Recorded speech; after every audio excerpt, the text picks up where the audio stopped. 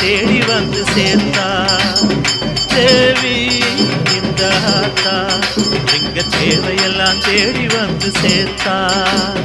தாய்மையிலே பார்த்தா நோய்களிலே காத்தா பூவெடுத்து போட்டா பொன்னழப்பா ஆத்தா பொன்னழப்பா ஆத்தா பொன்னழப்பா.